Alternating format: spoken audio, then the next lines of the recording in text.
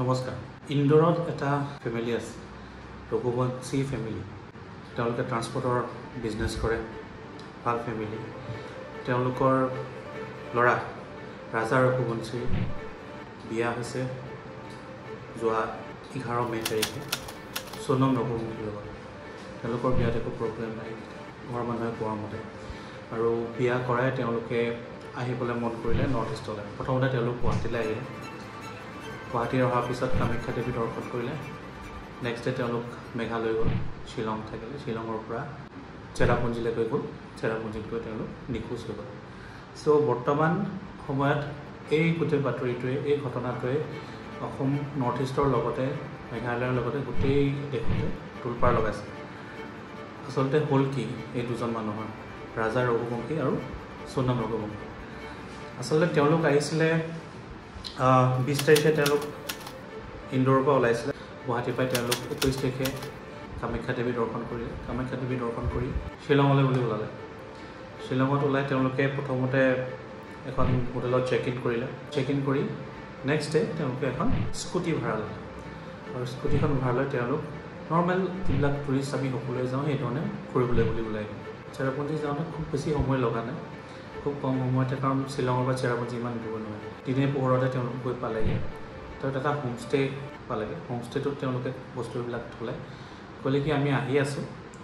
তেতিয়ালৈকে তেওঁলোকৰ ৰুমছ এভেইলেবল নাছিলে। তেওঁলোক ক'লে বেগছখিনি মই ইয়াতে থৈছোঁ, আমি আহি আছোঁ, ফুৰি আহি আছোঁ। যদি দেৰি হৈ যায় আমি আজি নাহোঁ, কালি ৰাতিপুৱাই আহিছোঁ। তো তেওঁলোকে তাৰ পৰা চাবলৈ গ'ল ডাবল ডেকাৰ ৰোড ব্ৰিজ।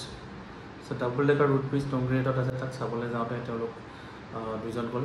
যাওঁতেও মাকৰ লগত কথা হৈছিলে, সোনম ৰঘুবংশী। যাওঁতে মাকৰ লগত কথা আছে যে ক'ত আছে তহঁতি, কি নাই, খবৰটো দিছে তেওঁলোকে।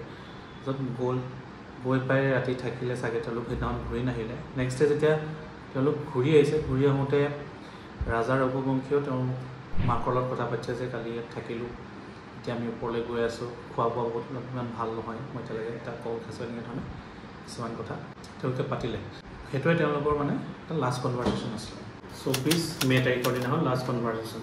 তাৰপিছত অলপ সময় গ'ল, 2-3 ঘণ্টামান পিছত আকৌ ট্ৰাই কৰিলে, ফোনটো লগা নাই। চ' ঠিক 24th দিনটো তেওঁলোকে ফোন নালাগিলে। ভাবিলে পাহাৰীয়া জেগাত আছে, ফোন নালাগে, সেইটো নৰ্মেল কথা হয়। পাহাৰীয়া জেগাত গ'লে আমি ফোনৰ নেটৱৰ্কছবিলাক ইমান ভালকৈ পোৱা নাযায়। 24 তাৰিখৰ দিনাখন নালাগিলে। 25 তাৰিখৰ দিনাখন তেওঁলোকে আকৌ ফোন কৰিলে। 25 তাৰিখৰ দিনাখনো তেওঁলোকৰ ফোনবিলাক নালাগিলে, ছুইচ অফ হৈ আছে, নট ৰিচেবল হৈ আছে। 26 তাৰিখে তেওঁলোকে কৰিলে কি, ইন্দোৰৰ যি তেওঁলোক মাক দেউতাক আছিলে, ইন্দোৰৰ পৰা ৰাজা আৰু সোনম দুজনৰে ভাইক, মানে কি হৈছে কি নাই মই গম পাবৰ কাৰণে এমাৰ্জেঞ্চিত ঘৰৰ পৰা শ্বিলঙলৈ পঠিয়ালে। তেওঁলোকে আহি পালেহি শ্বিলং 26 মে তাৰিখৰ দিনাখন শ্বিলং। আৰু তেওঁলোকে এটা পুলিচ কমপ্লেইন কৰিলে যে এনেকুৱা ধৰণে আমাৰ দাদা আৰু মোৰ বৌ বা বাইদেউ এনেকৈ নিখোজ হৈ আছে, ফোন পোৱা নাই আমি। 26 তাৰিখৰ পৰা তেওঁলোকে কেছটো ৰেজিষ্টাৰ কৰি তাৰ এগেইনষ্টত একশ্যন ল'বলৈ আৰম্ভ কৰিলে। তেওঁলোকে ঘৰৰ মানুহৰ লগত ফটোও শ্বেয়াৰ কৰিছিল। লাষ্ট মোমেণ্টত যিখন শেষ ফটোখন আছিলে, তেওঁলোকে এখন স্কুটিৰ ফটো শ্বেয়াৰ কৰিছিলে, যিখন তেওঁলোকে ৰেণ্টত লৈছিলে। চ' সেই স্কুটিখনৰ ফটোটো যেতিয়া তেওঁলোকে পুলিচক দেখালে, তেওঁলোকে স্কুটি এজেঞ্চিটোক যোগাযোগ কৰিলে। স্কুটি এজেঞ্চিটোৱে ক'লে যে হয় এনেকৈ আহিছিলে আমাৰ তাত, ৰেণ্টৰ কাৰণে আমি দিছোঁ, চেৰাপুঞ্জী চাইড যাম বুলি কৈছিলে, সেইফালে যাব পাৰে। চৰাৰিয়াম বুলি এটা জেগা আছে, সেই এৰিয়াটোৰ এখন মিচিং স্কুটি কমপ্লেইন দিয়া হৈছিলে 25 তাৰিখে। তেওঁলোক 26 তাৰিখে আহিছে ভাইকত, 25 তাৰিখে এখন মিচিং কমপ্লেইন, মানে এবাণ্ডান স্কুটি পোৱাৰ এটা কমপ্লেইন দিছে চৰাৰিয়ামৰ ওচৰত যিটো পুলিচ ষ্টেচন আছে তাত। তো তেওঁলোকে যোগাযোগ কৰি স্কুটিখন উদ্ধাৰ কৰিলে। আৰু সেই স্কুটিখনত য'ত লাষ্ট লোকেশ্যন তেওঁলোকে পাইছে, সেই স্কুটিখনৰ পৰাই তেওঁলোকে বিচাৰ খোচাৰবিলাক আৰম্ভ কৰিলে। পুলিচ এটা স্পেচিয়েল টীম গঠন কৰিলে, আৰু এই স্পেচিয়েল টীমটোত লোকেল পুলিচ, SDRF এনেকৈ কৰি এটা টীম গঠন কৰা হ'ল। টীমটোৱে সেই এৰিয়াটোত য'ত স্কুটিখন পাইছে তাত চাৰ্চ অপাৰেশ্যন আৰম্ভ কৰিলে। চাৰ্চ অপাৰেশ্যন কৰাৰ লগে লগে 28 তাৰিখে এটা বেগ তাত পোৱা গ'ল। তো সেই বেগটো যেতিয়া পালে, বেগটো পাওঁতে যেতিয়া তেওঁলোকৰ ভাইকক দেখুৱালে যে এইটো বেগটো কাৰ হয়, তো তেওঁলোকে এইটো চিনাক্ত কৰিলে যে ৰাজাৰে বেগ হয়। মানুহকেইজন নাইকিয়া হ'ল 24 তাৰিখে। 28 তাৰিখেহে বেগটো পালে। 28 তাৰিখে বেগটো পোৱাৰ পিছত আকৌ বিচাৰ খোচাৰ কৰি থাকিলে। বৰষুণো দি আছে, বতৰো বেয়া সেইটো সময়ত। শ্বিলঙত, মেঘালয়ত, চেৰাপুঞ্জী চাইডে কিমান বৰষুণ আপোনালোকে জানে। চ' সেই সময়ত বৰষুণৰ কাৰণে বহুত বাধা আহিলে।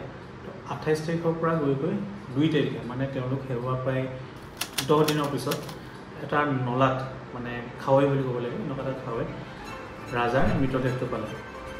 ৰাজাৰ ভিতৰতে এইটো পোৱাৰ লগে লগে তেওঁলোকে ওচৰে পাজৰে আৰু বিচাৰ খোচাৰ কৰিলে সোণমৰ কোনো সংযুক্ত নাই ৰাজাৰ মৃতদেহটো পোষ্টমৰ্টমলৈ পঠিয়ালে ৰাজাৰ মৃতদেহৰ ওচৰত যেতিয়া ভালকৈ আৰু তালাচী কৰা হ'ল ফুটচাগৰ তেওঁ হত্যা কৰা বা তেওঁলোকক চাগে মাৰপিট কৰা কিছুমান ৱেপন পোৱা গ'ল মানে হাতিয়াৰ পোৱা গ'ল সেইবিলাকো জব্দ কৰিলে এতিয়া পোষ্টমৰ্টম ৰিপৰ্টটো আহিলে গম পাব যে তেওঁ মৃত্যু কিহৰ কাৰণে হৈছে আৰু এতিয়ালৈকে বৰ্তমান এতিয়া এইটো সময়লৈকে সোণমৰ কোনো ধৰণৰ খবৰ নাই আজি 7 তাৰিখ হ'লহে তেওঁলোক হেৰাইছিলে 24 তাৰিখৰ পৰা চ' গোটেই বস্তুটো এতিয়া ঘূৰি পকি আহি গৈছে সেই মেঘালয় পুলিচৰ ওপৰত বহুত প্ৰেছাৰ কাৰণ তেওঁলোকে ইন্দোৰটো এটা থানাত কেছ দিছে ইন্দোৰ ফালৰ পুলিচৰ পৰাও মেঘালয় পুলিচক কোৱা হৈছে যে এনেকুৱা ধৰণে সোনকালে তেওঁলোকক বিচাৰিবলৈ ভালকৈ আৰু চাৰ্চ কৰিবৰ কাৰণে প্ৰেছাৰ দিয়া হৈছে লগতে সোণমৰ পৰিয়ালৰ ফালৰ পৰা ৰাজাৰ পৰিয়ালৰ ফালৰ পৰা তেওঁলোকে ইন্দোৰত প্ৰটেষ্ট কৰিছে আৰু তেওঁলোকে ডিমাণ্ড কৰিছে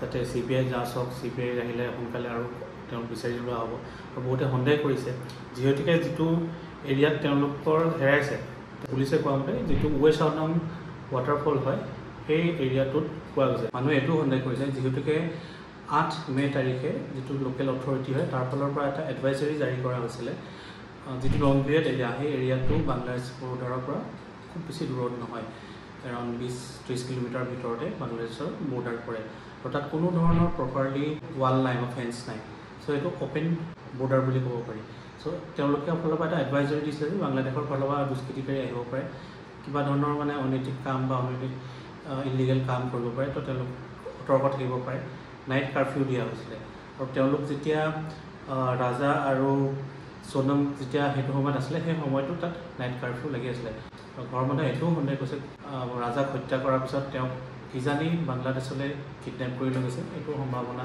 হ'ব পাৰে বুলি কৈছে আৰু সোণমৰ ভাই তেওঁলোকৰ পুলিচৰ লগত এটা কমপ্লেইন আছে পুলিচে তেওঁলোকক বা তেওঁৰ ভনীয়েকক বাইকক বিচাৰিছে কিন্তু বাইকৰ মৃতদেহটোহে বিচাৰে ডেড বডিটোহে বিচাৰিছে তো তেওঁলোকৰ মতে তেওঁ যে জীয়াই আছে জীয়াইও থাকিব পাৰে সেইটো এংগলৰ পৰা বিচাৰিবলৈ অনুৰোধ কৰিছে চ' গোটেই বস্তুখিনি ঘূৰি পকি আহি ইয়াতে পৰি আহি যে সোণম এতিয়া ক'ত আছে চ' সেই বস্তুটো যেতিয়ালৈকে উত্তৰ পোৱা নাযায় যদি সোণম জীৱিত অৱস্থাত পোৱা যায় বা সোণমক যদি পোৱা যায় উদ্ধাৰ কৰা যায় তেতিয়াহে বাকী কথাখিনি উত্তৰ আমি পাম আমি এইটোৱে আশা কৰিম সোণমক যাতে ভালকৈ পাওঁ সুস্থভাৱে তাইক ঘূৰি আহক আৰু ইয়াৰ লগতে এনেকুৱা ধৰণৰ ঘটনাৰ পৰা আমিও এইটো শিক্ষা ল'ব লাগে যে যিকোনো জেগাত বা নতুন জেগাত যদি আমি যাওঁ সেই জেগাৰ এজন লোকেল গাইড বা জনা এজন মানুহক লগত লৈহে এইবিলাক জেগাত গ'লে সুৰক্ষিত হৈ থাকে চ' আজিলৈ এইটো ভিডিঅ'ত ইমানেই আগলৈ লগ পাম নতুন ভিডিঅ'ত মোৰ ভিডিঅ'বিলাক চাই যদি ভাল লাগিছে আপোনালোকে মোক লাইক আৰু ছাবস্ক্ৰাইব কৰিব পাৰে আৰু ভাল লাগিলে কমেণ্ট কৰিব ধন্যবাদ